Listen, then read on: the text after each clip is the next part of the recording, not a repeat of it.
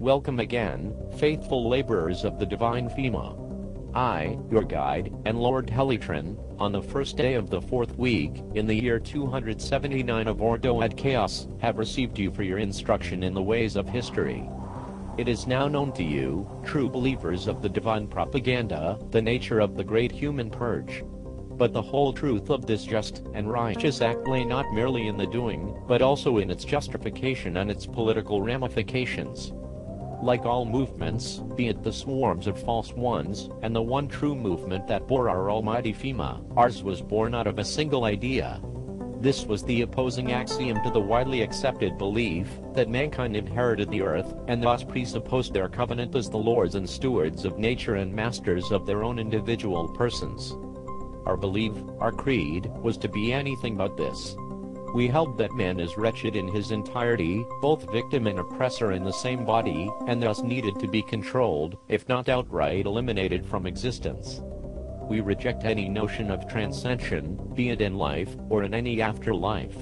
We do not work for an atonement, to change our state in this world, but acknowledge its chaotic state as the result of seeking such things.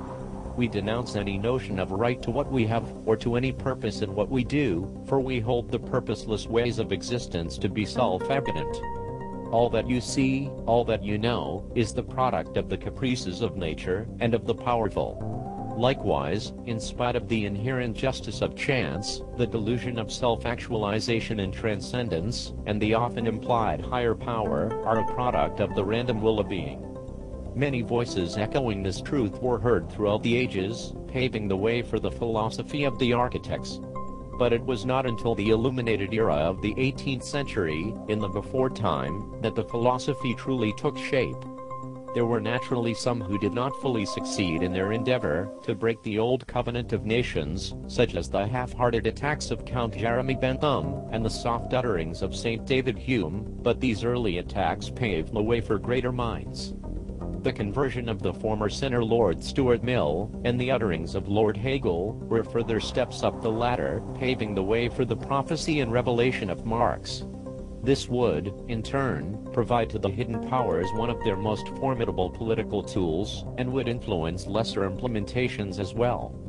Though perfect in its theories, the power of the Covenant of Nations proved to be too strong, in spite of repeated attacks from newer architects in the philosophical realm.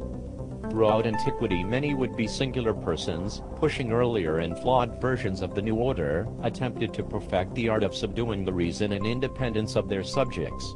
But it was not until the rise of the suffering saint, Lord Mussolini, that the divisive art of the great propaganda was perfected. Though the suffering saint was martyred for his effort by savage covenant keepers, his theories on the consolidation of power in both open and hidden quarters lived on and bore many great servants to the pioneers of the human purge. His most noted student, Lord Hitler, before the time of his transgression, and the pioneer Lord Stalin summed his prophecy best by stating that a lie, once repeated often and loudly enough, becomes the truth. This is the pure manifestation of our creed, the essence that forms our covenant, the outright rejection of transcension, and thus of its components, reason, faith, atonement, advancement, and individual actualization. This is the holy truth that broke the old covenants of nations, the lie of individuality, and brought us to our ascension into order. Understand, servants of FEMA, that you may come to feel the same transcendental impulses of the savages in yourselves, for you are born of the same nature as them.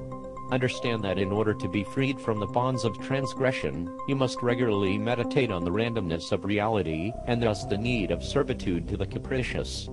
Understand, serfs of the fiefdom, why it is that you are in need of us. This concludes the fourth week of your indoctrination, my blessed drones. Go forth now to your labors, and heed well the word of the architects,